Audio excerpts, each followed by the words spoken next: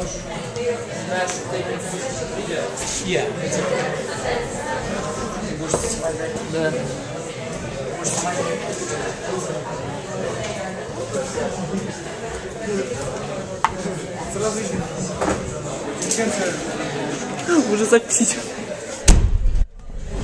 Okay, good morning, everyone.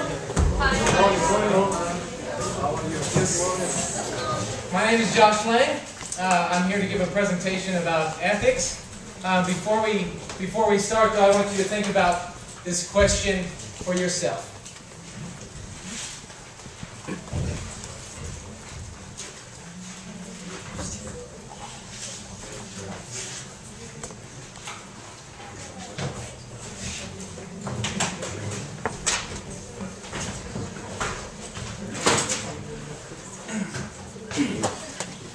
So my presentation should take about 45 minutes, and I have an interactive style, so I'll expect you to be involved in the presentation during the presentation. If you have any questions, I would prefer that you ask them at the end. There will be time for that, but if you have a burning question, you can just raise your hand, and I may call on you during the presentation. Okay? So who's ready to become a professional in here? Okay, good. A good percentage of you. Well, most of you will plan to go to professional schools beyond your bachelor's degree. Yes, I know. That's more work, but this is what we do. We usually specialize with a master's degree or a professional doctorate. And a lot of you will become professional economists, hopefully, or politicians, or what have you, or if it's my class, in the maths and physics and engineering. Let's look at, where else you go? Look at this guy here. This is Baron Karl Theodor zu Gutenberg. He's a German. That's the name Baron means something, and Zu means something as well. Does this guy look professional? Yeah, no. Seems like important, yeah. He seems a professional, doesn't he? What do you think? he's on career. Usually only professionals work on career. Well, I mean, is he working on that, or is he kind of seem more like an important figure leading something? He looks like some kind of leader, doesn't he? All right. Well, let's look to see if he fits the definition of professional based on what we can see. Well, Oxford English Dictionary. I'm an English teacher, so I have to throw a little bit of English in here. Declaring, affirming, or avowing an opinion, belief, or custom. Okay, so it looks like maybe he's part of the military, so probably fits that definition. Professes publicly one's faith in or allegiance to a religion, principle, or belief. Yeah, in order to be in a political position or anything like that, you usually have to profess that publicly.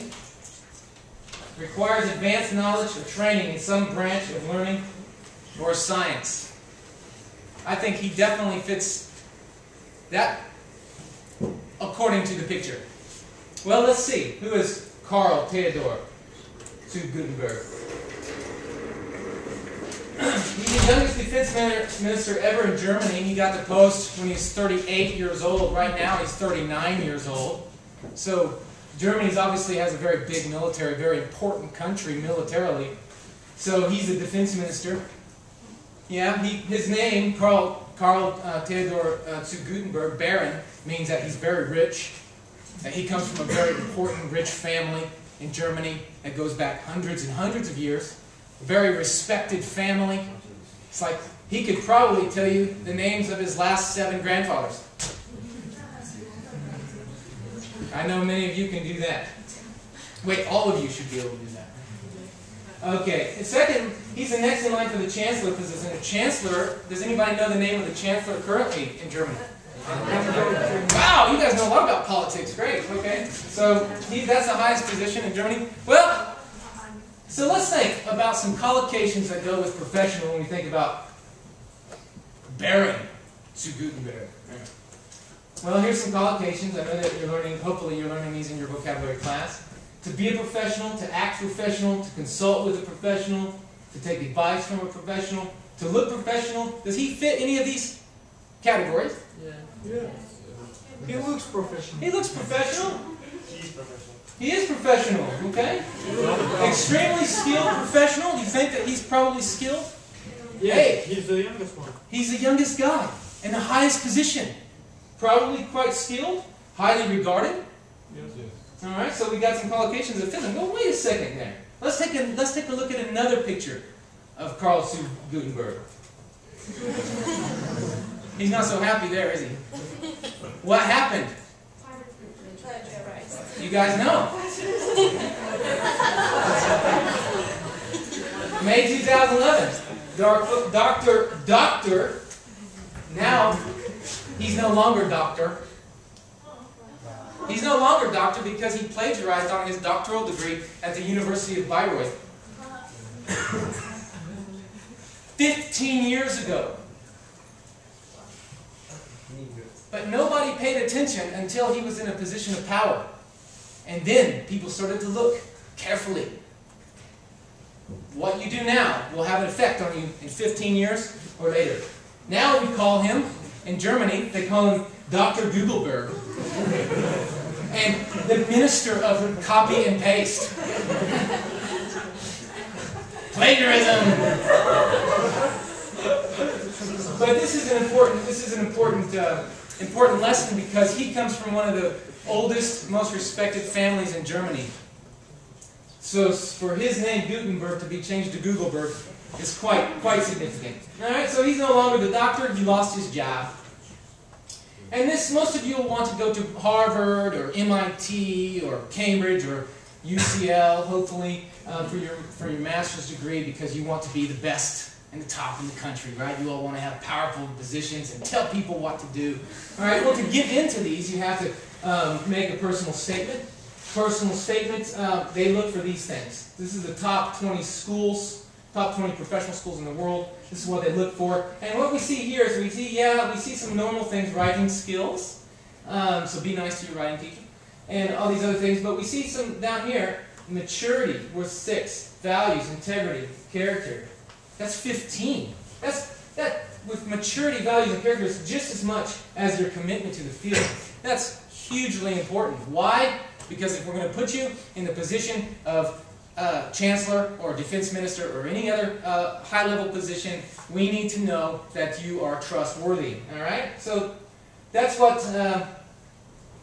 we're going to talk about today: values, character, integrity, and maturity, and the different methods of philosophy, the different ideas in philosophy that actually support these. Because what you might think that these things, values, integrity, and so forth, are centered. I know what values is, but the way that you look at values may be different, and is different, I will argue, vastly different than the way somebody else looks at values. So speaking about values and character, I have a little sign-in sheet here.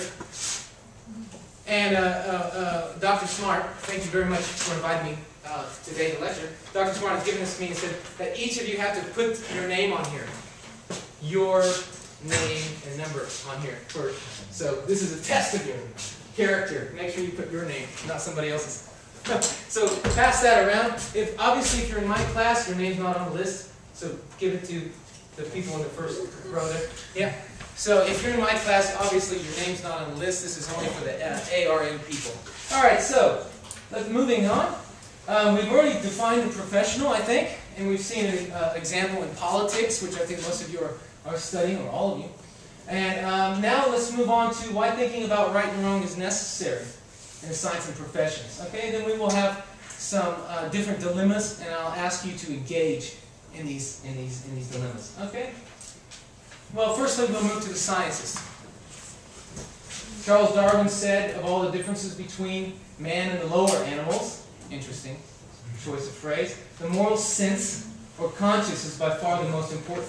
It is the most noble of all the attributes of man, leading him without a moment's hesitation to risk his life for that of a fellow creature or to sacrifice it in some great cause. So when we're talking about ethics, we're talking about what? Morality. And what does morality refer to? Something conscious. That, like, only human have it. Only humans have it, that's what he's saying. When we talk about morality, we're really talking about good and bad. How do we define good and bad? And obviously Charles Darwin, who's the key scientist in the last 400 years, I would argue, has found morals to be one of the important differences, a moral conscience, one of the important differences between man and the animals. So why are ethics important? Well, firstly, human beings live in a web of moral relationships. You can't escape it. Your friends, you're always dealing with issues with your friends. You're always dealing with issues with your parents and your family. You're always dealing with political issues in the broader community. And you're always going to be dealing with issues in your profession when you get to the level of progression. So we live in moral relationships. It's something you can't really escape. This is a real important principle, guys. The consequence of moral positions and rules can be actual suffering or happiness. So, if you do something wrong, somebody's going to suffer because of it. It might not be you. For example, you might just be trying to make an investment. I'm making an investment in this thing called a derivative, and this derivative is going to make me money, and that's it. But guess what? A lot of people thinking like that created the financial meltdown of 2008, and which is continuing into today, and some would argue it's a systematic problem. But likewise, if you do something good for somebody, if you do something right, you'll be praised. I'm sorry? You will be praised.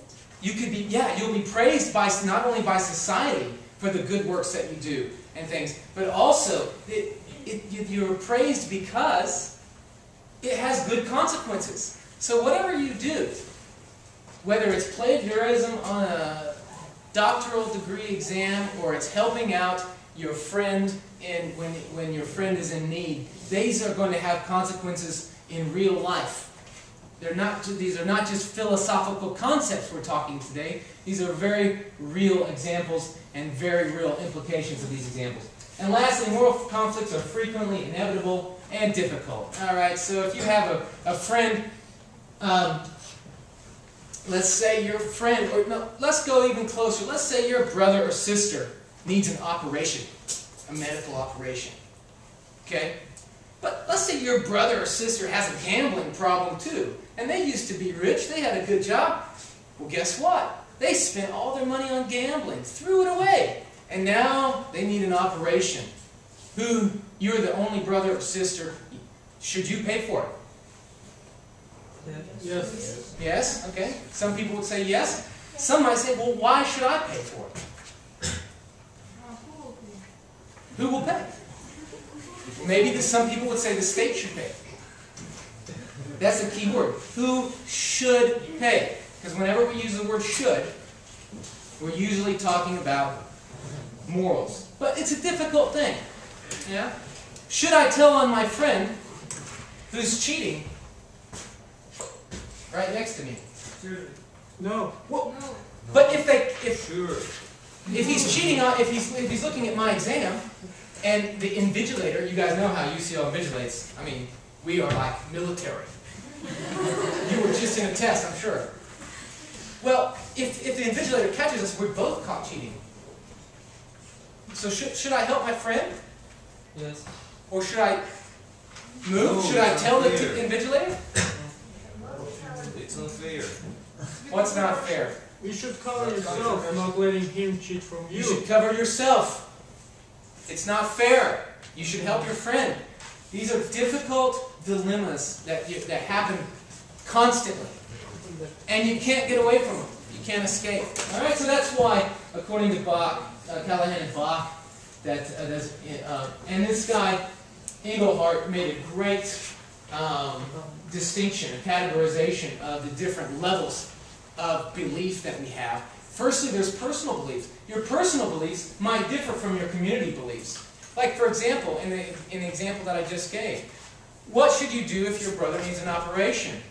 Well, my personal belief is that no, he wasted his money, now he has to face his own consequences. But my community might say, no, you must always take care of your brother. You can't do that. And then we have, a great example of this is the Muslim religion, in the sense of the Sharia law. There are certain community beliefs that might contradict what you feel is right. All right? And this happens in all religions. All right? So you have this difference between the personal beliefs and the community beliefs. This also includes your parents. Does everybody agree with 100% of what their parents tell them? No. You should do this. You shouldn't do that. Do you agree with it? No. Sometimes? Okay. If you agree 100%, you're unusual. So you have these two separations, but then you have all these different people, millions and billions of people in the world, all these different communities, thousands upon millions of different communities that have all their own beliefs. So what do? When we have globalization, when we have large organizations like universities that need to work with several different interested parties, what we call stakeholders, what do? Well, we have to have moral principles and rules that guide our thinking and that can integrate these different things. Does it sound easy? It's not easy. So let's move on to a real dilemma that really happened. Okay, this is again referring back to science, and then we'll move on to economics for the later example. Take a look at this information. Can everybody read this in the back?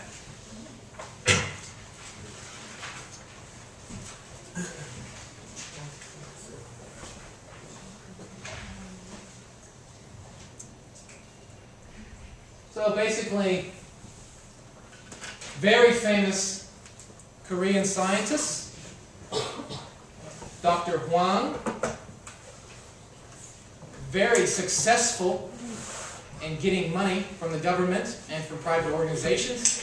Yeah, I think he's successful. He published a paper in a major international journal suggesting that they extracted this DNA from these 11 different samples, which would make it a good sample, and a very good sample in the field of genetics. He claimed that this technique could be the key to providing personalized cures. Public recognition would bring Dr. Wang and his team additional money, equipment from more sponsors. What would you do if you were Dr. Wang? I'd be happy. But he lied. He told everybody it was 11 samples, but it was really only 2. That was the second point there. But he decided to take a little risk. Yeah? Well, it's really hard for them to really identify whether it was 2 samples or 11 samples. So I'll just say it's 11, and everybody will believe me because I'm Dr. Wang. And then we'll get more money, and then we can really do the research. But without the money, we can't do the research. So if I tell the truth, I won't get the money, I can't do the research. So his logic was thinking, if I do something small bad now, will be a greater good later. What would you do? The same thing. I will find sponsors for that, but in another way. She would find a different method. Let's find out what happened to Dr. Wang. He was caught, and his team was caught. Seoul National University panel said the research by world-renowned Hwang Woo-suk was intentionally fabricated. Intentionally fabricated. And this is what the Commission of Science said. This is a serious wrongdoing that has damaged the foundation of science. Science is all about getting the wrong answer until you get it right. If it's not getting the wrong answer, it's not science. He's damaged it. Just a small risk with big implications. A symbol of apology, I stepped down as professor of Seoul National University from hero to zero. He was admitted to hospital earlier this month, that was in 2005, suffering from stress. So now we're looking at implications not only to the broader society, but we're also looking at personal and professional implications for unethical behavior. Alright, so we've looked at that. We've looked at a couple of examples. We all know what we're talking about here today. Let's move on to the philosophy, because some people have a philosophy that says, well, a little bad now, a greater good later. We'll call that utilitarianism. And that was started at UCL. But other people say, if it's bad, it's always bad. Okay? And that's what we would call rational theory. So we're going to look at some of these different theories that underpin ethical behavior and see where you might see where you fit in to these theories. Okay? The first response is one we already talked about. It's a response that's most popularly characterized by Aristotle. And he said nature does nothing in vain. Basically, he said that his position was that you have these character dispositions, or these moral dispositions, personality dispositions that come from your parents. And basically, these come from your parents. And when you're a small child, for example, what Aristophanes said, that it's set basically by your immediate environment. So the way that you react in any situation is set. And he said that the best thing to do is to be a balance. So what he called, for example, courage. He said courage. Does everybody know that word courage? Yeah. He said that, well, courage, on one extreme, you have brazenness. Just someone who's completely bold and doesn't care about any consequences. You know anybody like that? Okay. And on the other hand, you have lack of courage, complete lack of courage, or cowardice, what Aristotle called cowardice. So either a person's a complete coward or a total crazy person. But what Aristotle said is that virtue, character, is in the middle. The mean, the golden mean. Excellent. And the golden mean is what you want to try and find in any situation. But basically they said that this is pretty organized in yourself by the age of 7. Alright? Values, character, integrity, maturity. Well, Aristotle had a pretty clear definition of what these are based on your disposition, but other people have different definitions. Alright, for example, religious school of thought, dating back as far as man has had a moral conscience. I've broken these down into two main areas of thinking. One is a God who judges right and wrong in the afterlife based on written or spoken rules. This is basically in an Abrahamic tradition where you have the Muslims, the Christians, and the Jews. And this is where you think that after I die, there's going to be a God that judges my actions right or wrong. If I was a good little boy, then Santa Claus is going to come and bring me presents. If I was a bad little boy, then Santa Claus is going to chop my head off and throw me in hell. Alright, and then there's another religious tradition that comes from the Hindu-Buddhist school of philosophy, and they say reincarnation. Does anybody know what reincarnation is? Yes. Okay, wow, you guys are really good with vocabulary. Alright, reincarnation until right and wrong become one. So basically, you die, everybody makes mistakes, right? Yes. Well, this way of thinking goes, well, you make mistakes in this life, you learn from your mistakes, hopefully, and in the next life you make less mistakes and less mistakes and less mistakes until there's no distinction between right and wrong, until you're free from right and wrong, and then you become in a state of, does anybody know? Nirvana. Woo, nirvana, that's really good, guys. You guys already know this stuff. Alright, so let's look at an example of these, of how the differences even in the religious schools of thought are massive.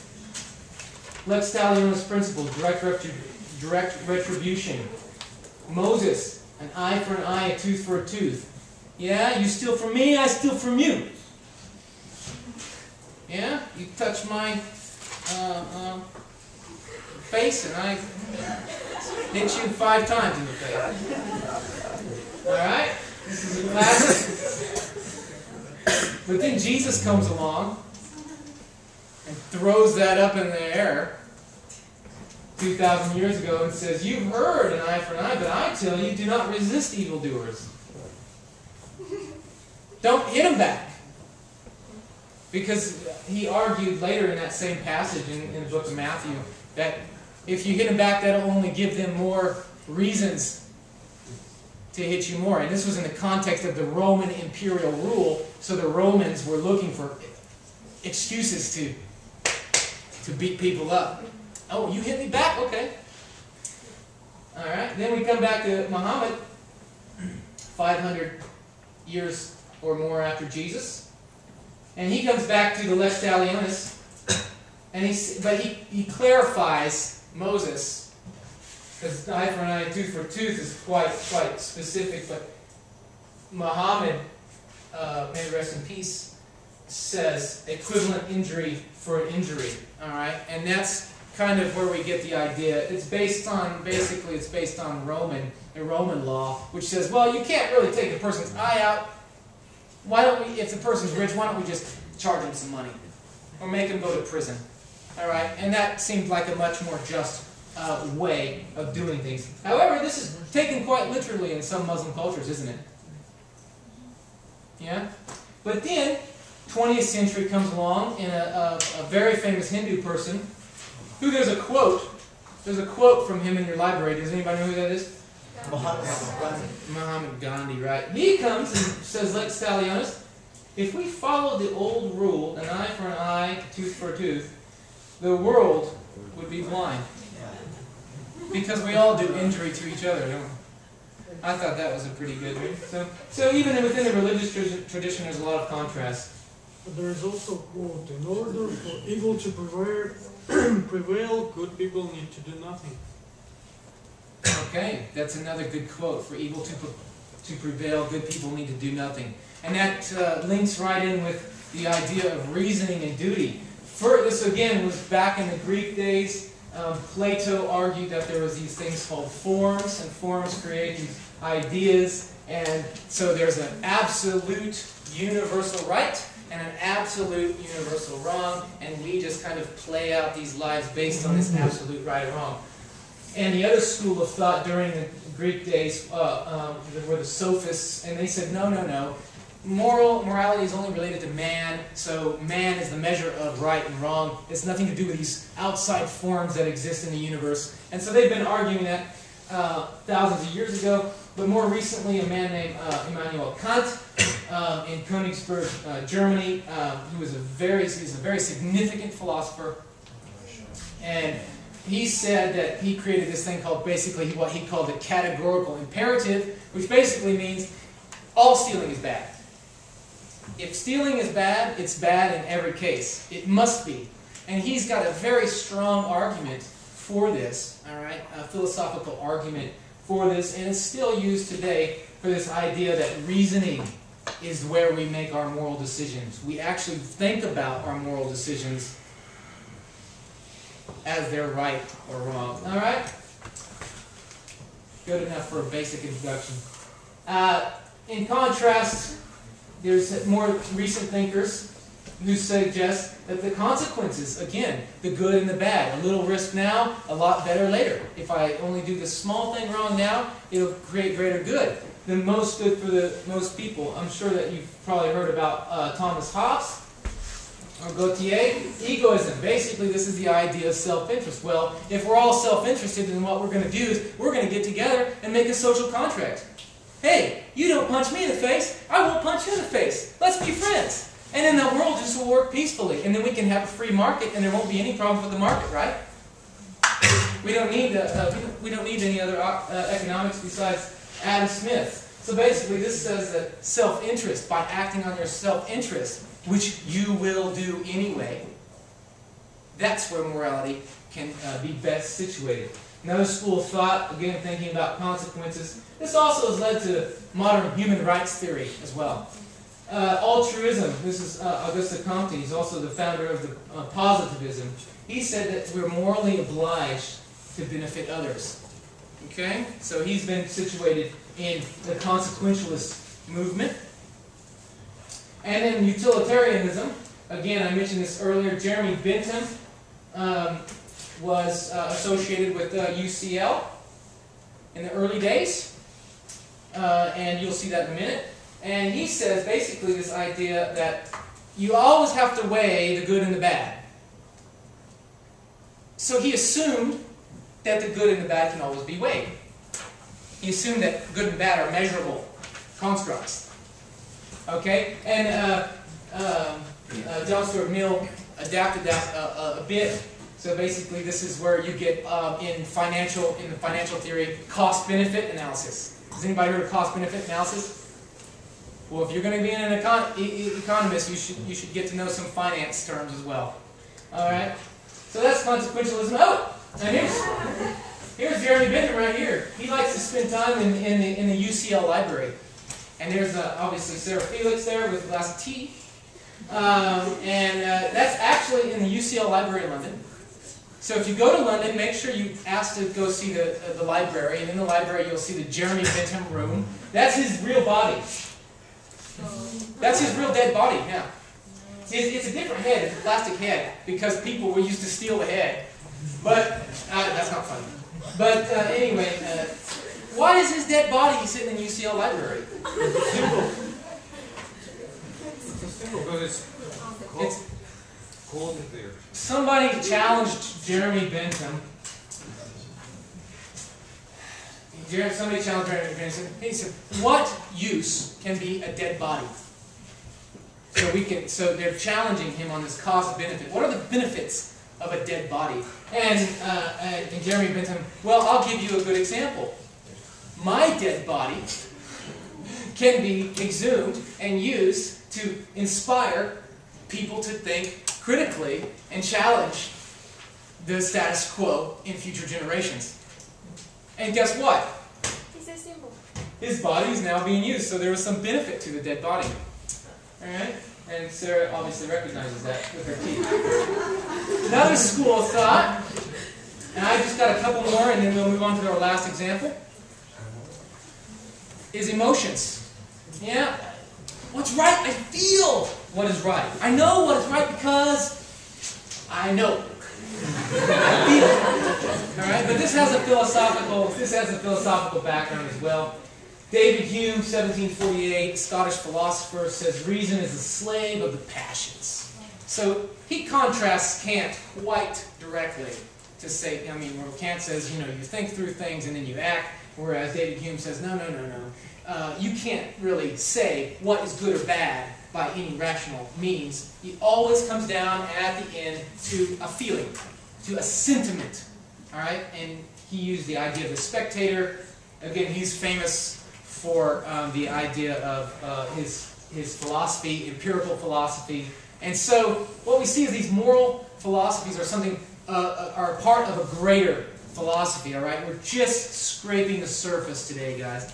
All right, and then Freud, Sigmund Freud came along and talked about these things called complexes, which are mental, both conscious and unconscious.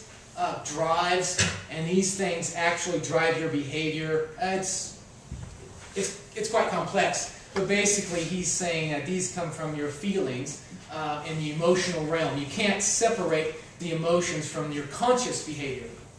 So obviously we think in the conscious, but we also think behind the conscious. And Freud used many, and his followers in the psychoanalysis, the school of psychoanalysis, used many demonstrations to show that we act a lot, but we don't really realize why we act, which is behind the conscious or unconscious. Right? So we have another school of thought that relates to emotions. And then finally, oh yeah, I forgot about this one. Nell Noddings came up in her theory of education about the concept of natural caring. So she's saying that what is right is care. We should judge what's right or wrong based on how much we care. And this is the basis of her idea that the longing for goodness, that we want to be good, it comes from our memories. She has been described as feminist because what she said is these other moral theories, Hume, Kant, virtue ethics, these other theories are all masculine. They come from this masculine kind of, I'm right and you're wrong, but they don't seek consensus, which is like a mother or what a woman might be more centered to do. So she's a a very famous female philosopher that said, well, wait a second. Reality has two sides, let's say. A masculine and a feminine. Why do we favor the masculine so much more than the feminine? We all have a mother. It's our memory of being cared for which makes us want to care. Sounds pretty logical. I mean, there's lots of problems with it. But again, and then I think you might have studied Martha Nussbaum a little bit. She's not a major philosopher, but she's a great critical theorist. She's argued with some of the really the smartest people, and she says, well, wait a second. All these things are wrong. We can't really look at masculine or feminine or justice and injustice until we really identify the power relations that are involved in there. She's suggesting that it's a social hierarchy that is creating these divisions of morality. Yeah, it's based on this idea of the bourgeoisie. Okay? And that'll be all for those. But a nice rounding off statement for all of these different theories is that every moral action must meet the test of publicity. If you do something wrong, if you do something right, it's always going to have to be seen by others, and the others are going to have to say, yes, that was okay, or no, that wasn't okay. And we try and make these as clear as possible in the secular world of large organizations. All right, so now we've gone through all this stuff. Let's now talk about economics, which I'm sure you're all really excited. I'm going to put you in this dilemma. You're an economist, high level. You're paid to write a positive report about a specific country's condition and future security. However, your mathematics, you've changed a couple things in your mathematics maybe. Whoop, whoop, it's very easy. If everything continues as normal, nobody will discover that you reported incorrect data. What are you going to do? You're getting paid to do something. Are you going to do it? Go ahead. That's wrong, because basically it will be discovered the situation is insecure, and giving a positive response will bring create even more insecurity, having the bad foundation. Well, what if you're not caught? Even if you're not caught, those who will invest will lose money, most likely to lose money. So you're thinking about the investors, the consequences to the investors. We have a bad one economy collapse that went throughout the whole world. For example, okay, so you're thinking about the consequences. Yes. Okay, does anybody have a different response? We can be open here. Nobody's judging you. You can say, I would do it. I would do it, man. They're paying me a lot of money. I would do it. And that would be more towards the self-interested. School thought. As economists, you already have quite a good income. Yeah, you already It's more about greed than like survival. It's more about greed than survival, he says, because as an economist you already have quite a good income. Well, let's take a look at this video of a man who was in this situation. He's a senior professor at Columbia Business School, so don't believe everything you hear about authority when you have your evaluating sources text. You have to look at the text. Who cares if he's a professor at such and such? Alright? Yeah, I said that. Alright, he was the governor of the U.S. Treasury at the time of this video, or at the time that he wrote this report. He wrote a report supporting Iceland's economy. He was paid this much money. I want you to look at these questions. Stability or instability? And this other one, is there a typo on a typing error on his CV? Let's take a look at Mr. Mishkin. In 2006, you co-authored a study of Iceland's financial system. Right. Iceland is also an advanced country with excellent institutions, low corruption, rule of law. The economy has already adjusted to financial liberalization, while prudential regulation and supervision is generally quite strong. Yeah, and that was the mistake. It turns out that the prudential regulation and supervision was not strong in Iceland, and particularly so what during led this you to period. think that it was? I think that you're going with the information you had, and generally, the view was that Iceland had very good institutions. It was a very advanced country. Who told you that? What kind of research did you do? You talk to people, you have faith in the central bank, which actually did fall down on the job. Clearly, this... Why do you have faith in the central bank? Well, that faith, because you go with the information you have. How much were you paid to write it? I was paid, I think the number was, it's public information.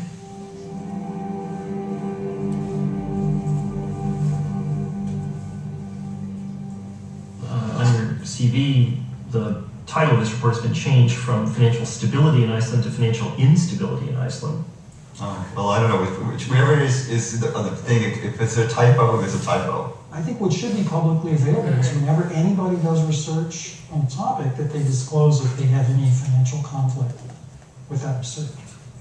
But if I recall, there is no policy to that effect. I can't imagine anybody not doing that.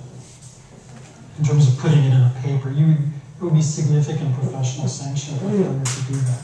I didn't see any place in the study where you indicated that you had been paid by the Icelandic Chamber of Commerce to produce it. No, I don't, no. Okay. All right. So what do we got here? I don't know how to get this. In Iceland to financial instability in Iceland. Well, I don't know, wherever it is the thing, if it's a typo, it's... If there's a typo, there's a typo. Okay. Stability or instability in Iceland? Instability. We don't know. The actual is instability, but he wrote stability. He wrote stability, but the actual was instability. And what did he write on his CV to cover himself up? Typing error. A typing error. Sure. But now it's on YouTube. Millions of people can see it. Anybody can see it. Especially those students at Columbia Business School where he works. I would be embarrassed. Alright, so basically we see you have a personal belief system, which might be self-interest or might not, might be altruistic. You have your community beliefs, which is, again, where you come from. Obviously, in America, we like capitalism, so the community that I come from is more centered on the kind of thinking that Mr. Mishkin does. And then you have the larger frame of reference in the world. And you've got to balance these in any, no matter which philosophy that you adhere to. Okay? Why are ethics important? Because if something seems black and white, it might not be. It might be actually a little bit more gray and convoluted than you believe, than you think. All right, now we're back to the personal statements.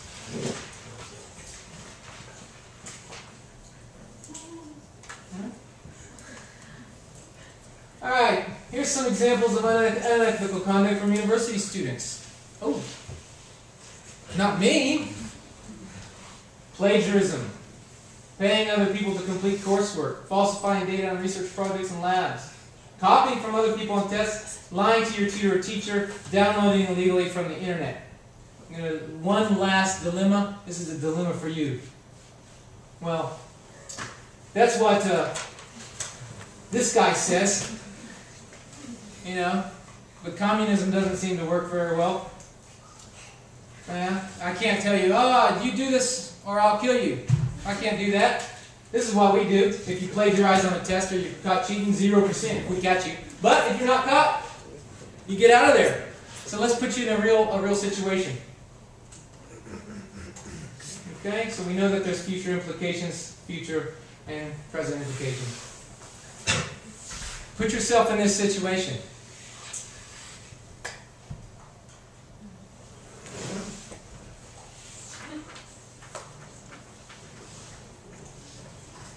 Yes. Yes. Yeah? Those of you who said yes, that's fine, I respect that. But think about where you're getting the essays. You're getting the essays from students at the University of Cambridge.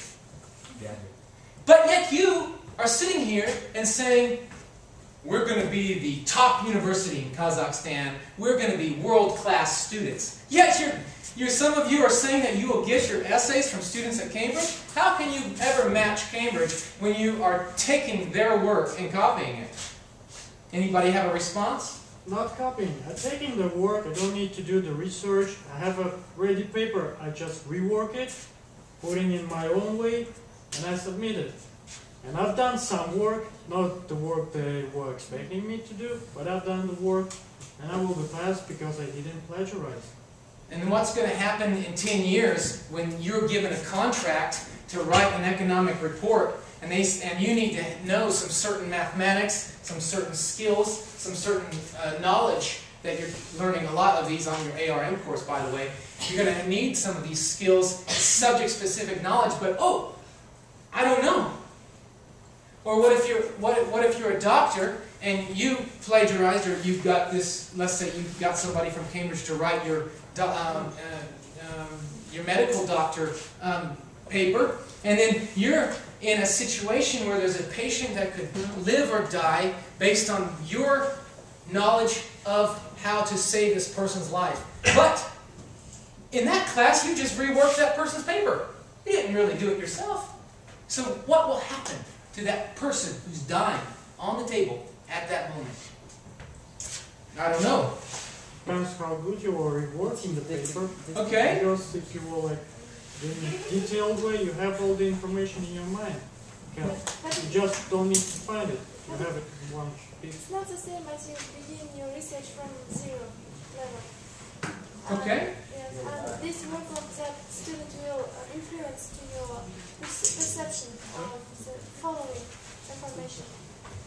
And you will also lack research skills. So you could use it as a source. No, don't use it.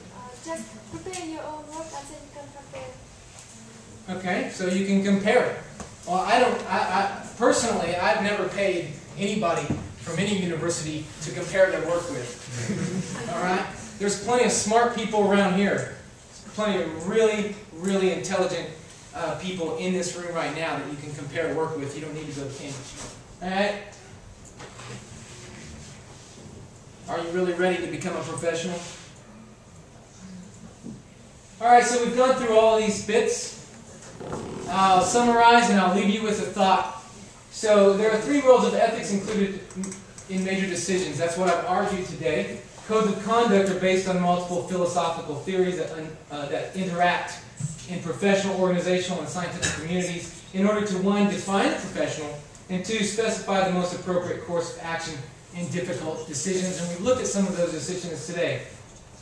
This is an interesting one, and I'd just like to finish because I know that there's a philosopher in the room. I don't know if you know William McMurtry, Dr. McMurtry. He studied Spinoza. I didn't mention Spinoza, but he's also a major and important philosopher. I would put him in the emotions area. There's no singular thing in nature than which there is not another more powerful and stronger. Whatever power one is given, there is another more powerful by which the first can be destroyed. Are you really the best? Do you really have that power that you believe you have? I hope the answer is yes. And finally, how's your story going in? Thank you very much, guys.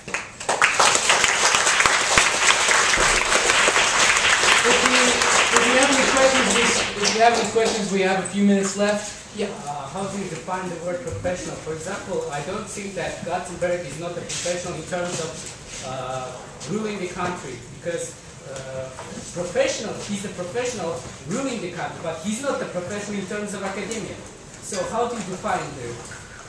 That's a good question. So the question was basically, he's a professional because he can do his job. He can be a defense minister, but he's not a professional according to academia.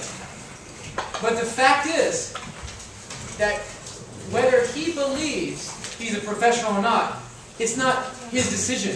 It's the decision of the secular world of large organizations. And the secular world of large organizations says, if you want to be a professional, you have to have a degree.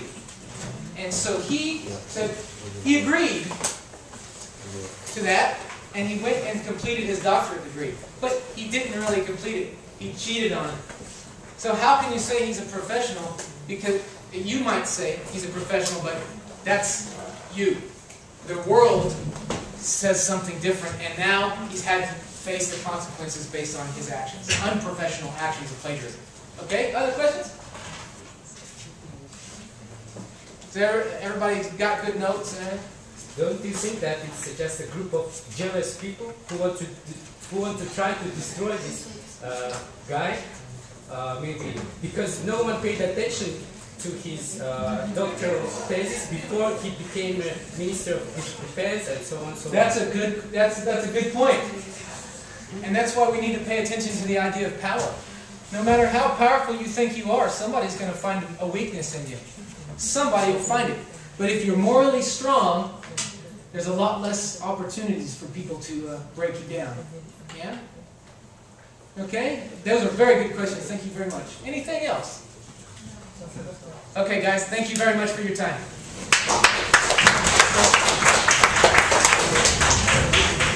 Oh, yeah.